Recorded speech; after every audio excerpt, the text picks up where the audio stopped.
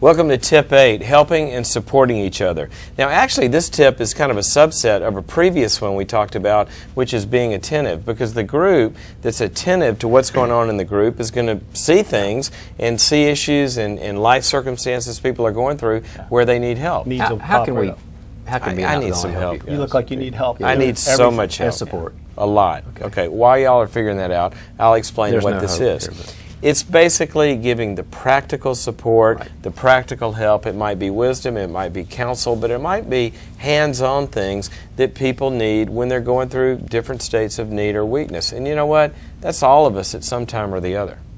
The Bible says in 1 Thessalonians 5 that we're to really encourage those who are timid and help those who are weak, to show up for them and be a support. And Jesus tells the story of the Good Samaritan to remind us it's not the person who studied help or thinks about helping, but the person who actually acts and helps. And we want your group to do that. It's like a small group that has a Bible study on helping and never helps each other. Absolutely. So, when you give advice, make sure the advice is advice that they're wanting and asking for. And there's all kinds of ways you can help within the context of the group themselves. Like, for example, if somebody's in between jobs, you can help create a resume and get them started that way. Especially if you've had experience in it. If you know that kind of thing, you can do that within the group. Then help outside the context of the group, like help somebody move or house sit their house on vacations. Or in those times when you can't help because it's too much, like if there's a crisis, call in the resources. You know, our extended tip number 3 about helping someone with a crisis is a good resource for this. And why it's important? Well, it's just a practical way to show the love of God.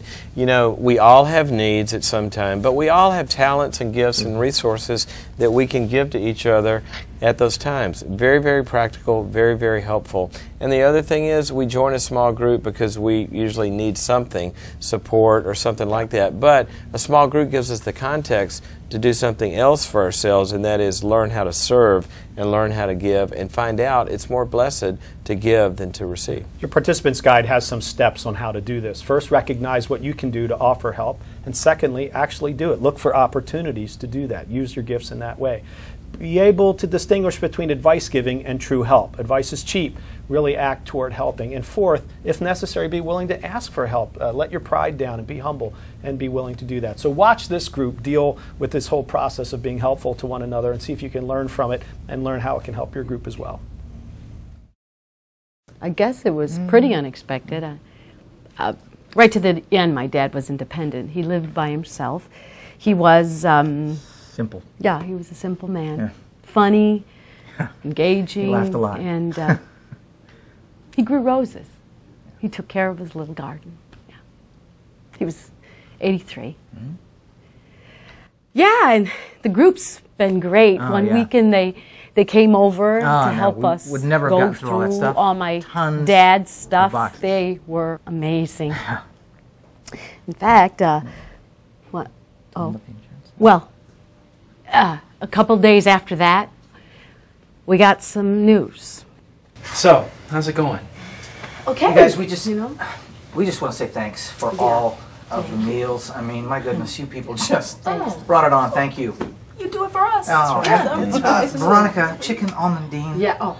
Awesome. Yeah, that was delicious. I mean, if I could just put an order in for Monday, Wednesday, Oh, and Friday. Thanks. No, you're welcome. Thank you. Really. It's nothing. Julie, how you doing? Oh, you know, it's up and down, but I'm doing fine, really. Then it just sneaks up on me. I catch myself thinking what I'm going to make him for Sunday lunch before I realize, oh, he's not coming. Routines I don't have to go through anymore. I have this time. Yeah. All of a sudden, time I wish I didn't have. Yeah, I remember that with my dad. I know it's tough. Oh, and my dad, he was just this lousy details guy. He just never really cared. Yeah. Remember that insurance policy we told you about, the one that was gonna, help pay for all the funeral expenses and all that? No policy. Are you kidding? No insurance? Looks like he stopped paying on it 2 years ago. He was a good man, but just lousy with books. Yeah. And we don't have the money to cover it.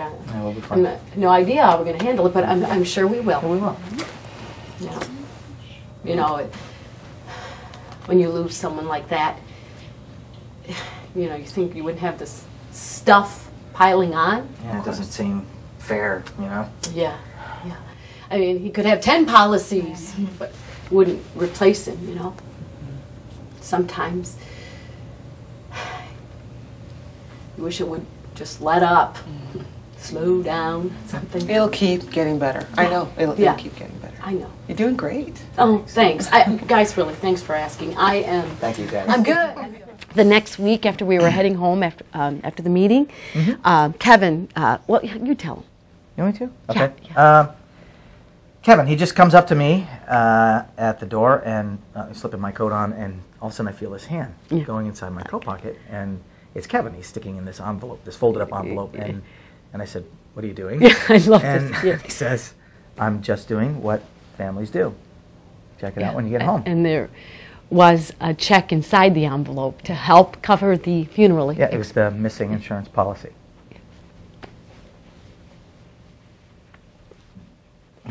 These are great people. Okay. Okay, well, that was the video with Gregory and Julie, and you saw how much help and how much they appreciated and how practical the help was. And what that meant, and to them personally, and it was that kind of help that was the hardest one to give for a lot of people, and that's cold hard cash. I mean, cold hard cash and meals and calls. Yeah, absolutely. that as well. the going over there and providing just the They did the whole sustenance of range. life. Yeah. So that's the kind of thinking we want you to have. Now, we have an exercise for you guys. The last 5 minutes of your group, we want you to set aside, and in that time, be thinking about ways that you can help as well as the other side of the chair, ways that you can be helped. Could you do my taxes for me? I need some. No help Did you there? mow my lawn? No. Yeah. Okay. My car needs washing. Yeah.